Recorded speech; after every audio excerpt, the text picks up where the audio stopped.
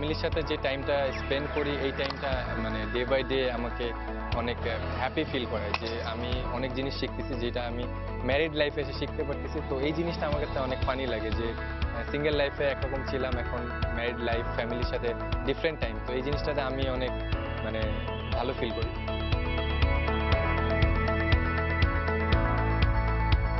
Two be honest আমি এইভাবে চিন্তাই করিনি যে আমি হায়েস্ট পেইড প্লেয়ার।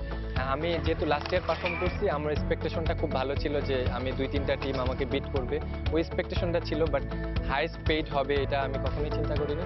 তো to be honest I am so happy. সত্যি কথা বলতে এই জায়গায় যদি আমি একদম লো গ্রেডের প্লেয়ারও থাকতাম, আমার ডেডিকেশন লেভেল, আমার প্যাশনটা ক্রিকেটের উপরে ওরকমই। আমার ইচ্ছা শক্তি একদম, আমি যখন থেকে ক্রিকেট খেলি তখন যেই লেভেলের প্যাশনেট হয়ে ডেডিকেট হয়ে টিমের জন্য কন্ট্রিবিউশন রাখতাম, স্টিল ওই সেম প্যাশন ডেডিকেশনটা রেখেই আমি আমার টিমকে সার্ভ করার চেষ্টা থাকবে। যত বেশি ভালো ডেলিভার করতে পারি এই টিমের হয়ে। তো লক্ষ্য থাকবে, লাস্ট ইয়ার আমি বেশ কিছু ম্যাচ মিস করে গেছি, যেহেতু ফিনিশ করতে পারিনি। এই ইয়ারটা লক্ষ্য থাকবে ওই ম্যাচগুলি ফিনিশ করার জন্য, 2টা 3টা 4টা ম্যাচ যেন সিঙ্গেল হ্যান্ড জিতাতে পারি। আমি সত্যি কথা বলতে তামিম ভাই, সাকিব ভাইয়ের অনেক বড় ফ্যান।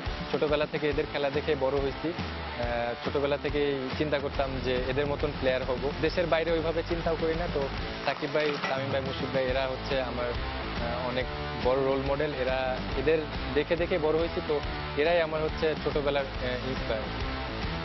এই টিমে আমার ফ্রেন্ড বলতে সিমিলার এজে কেউ নাই, জুনিয়র নাহলে একটু সিনিয়র।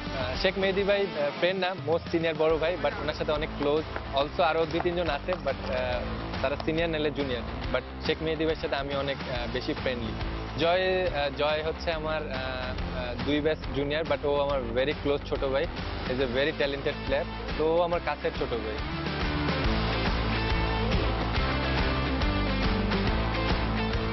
ডেফিনেটলি আমি সবসময় আমার প্রসেসটা মেনটেন করার চেষ্টা করি। প্রসেসের বাইরে আমি সবসময় অলওয়েজ চিন্তা করি যে আমি কোন জিনিসটা ইমপ্রুভ করলে আমার ক্রিকেট সেন্সটা ইমপ্রুভ করতে পারলে, কোন শটটা আমি ইমপ্রুভ করলে আমার গেম অ্যাওয়ারনেস এগুলিতে বেশি কনসেন্ট্রেশন থাকে, যে কোন জিনিসটা ডেভেলপ করলে আমার ম্যাচে হেল্প করবে, ইন্টারন্যাশনাল ম্যাচে আমি কোনো প্রবলেম ফেস করবো না। ওই জিনিসগুলি টু বি অনেস্ট প্র্যাকটিসে আসার আগে আমি মাইন্ড সেট আপে নিয়ে আসি যে আমি এই জিনিসটা নিয়ে কাজ করবো।